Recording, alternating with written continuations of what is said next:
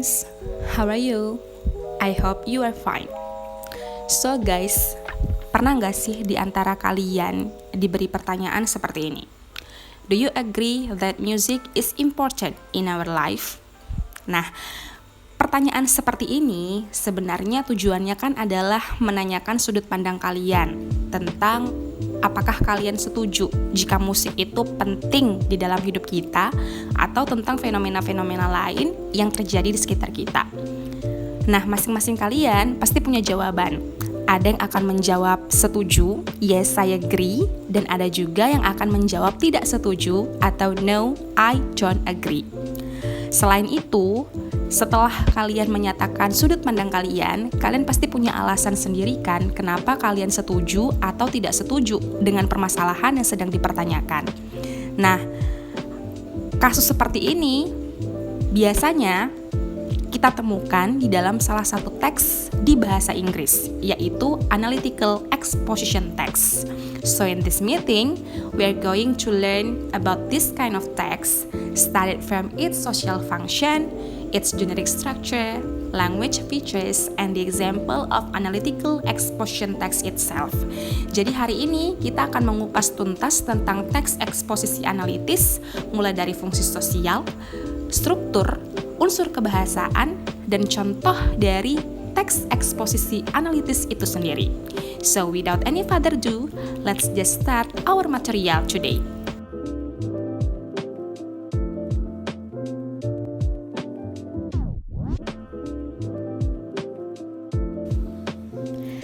So, let's just start from the social function of analytical exposition text. Sebelum kita membahas fungsi sosial dari teks eksposisi analitis, kita harus tahu dulu nih definisinya apa. So, analytical exposition text is a text that elaborates the writer's idea about the phenomenon surrounding. Jadi, teks eksposisi analitis ini adalah teks yang isinya adalah tentang ide atau pikiran penulis tentang fenomena yang terjadi di sekitar kita. So, its social function is to convince the reader or to influence the readers that the topics presented is important or need attention.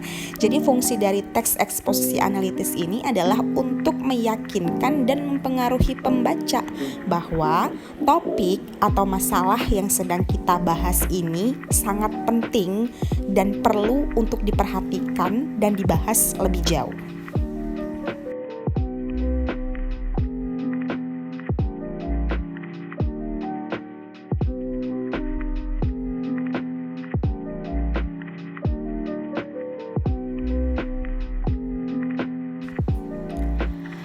Selanjutnya kita akan membahas tentang generic structures of analytical exposition text. Jadi di sini kita akan melihat seperti apa sih struktur dari sebuah teks eksposisi analitis. Nah, ada 3 hal atau 3 komponen utama yang harus ada di dalam sebuah teks eksposisi analitis. Yang pertama adalah thesis. Thesis is introducing the topic and indicating the writer's point of view. Jadi nanti isi dari tesis ini adalah topik atau permasalahan yang akan dibahas lebih jauh di dalam paragraf-paragraf berikutnya. Dan kemudian si penulis juga akan menyebutkan sudut pandangnya ada di sebelah mana. I mean, penulis akan menyatakan dia setuju atau tidak setuju dengan topik yang akan kita bahas. Lalu yang kedua, ada yang disebut dengan arguments. Arguments is to support the writer's position. Nah, setelah tadi dia menyebutkan posisi dia itu ada di pihak setuju atau tidak setuju, kemudian si penulis akan menyampaikan argumen atau alasan-alasan yang mendukung sudut pandangnya. Dia tidak hanya menyatakan pendapat, tapi bisa juga ditambah dengan data, sehingga alasan-alasan yang disampaikan itu nanti tidak hanya berupa asumsi, tapi juga bisa menjadi fakta karena didukung oleh data yang akurat. Nah, yang ketiga ada yang disebut dengan reiteration. Reiteration means restating the writer's point of view. Jadi nanti di akhir penulis akan menyatakan lagi nih posisinya, dia setuju atau tidak setuju dengan topik yang sedang dibahas. Dan kalimat yang biasa digunakan di dalam reiteration adalah from the fact above, I personally believe, therefore my conclusion is, dan in conclusion. Jadi sama seperti menyatakan kesimpulan sekaligus menyatakan kembali posisi. Nah, sekarang kita lihat contoh dari analytical exposition text berdasarkan generic structures-nya yang baru saja kita bahas. Di sini saya punya judul yaitu The Importance of Having Breakfast. Kita lihat dari thesis. Tesisnya berisi seperti ini. Some people prefer to skip breakfast and use the morning time for other activities. Such daily pattern is not good for us. Breakfast has some beneficial effects for us. Nah, di sini penulis jelas sekali menyatakan bahwa ia setuju dengan pentingnya sarapan di pagi hari karena ia merasa bahwa sarapan itu bisa memberikan banyak manfaat untuk kita. Nah, setelah menyatakan sudut pandangnya, si penulis menyatakan dua argumen. Firstly, having breakfast helps us prevent overeating. People who have breakfast in the morning will keep their metabolism stable and prevent them from consuming excessive calories for the entire day. Secondly, breakfast may prevent ulcer pain. It also prevents the recurrence of ulcers for those who suffer from it. Breakfast will keep the stomach filled with food so that it can neutralize stomach acid. Nah, terakhir ada reiteration. In conclusion, breakfast is important to keep us healthy and energized to start the day.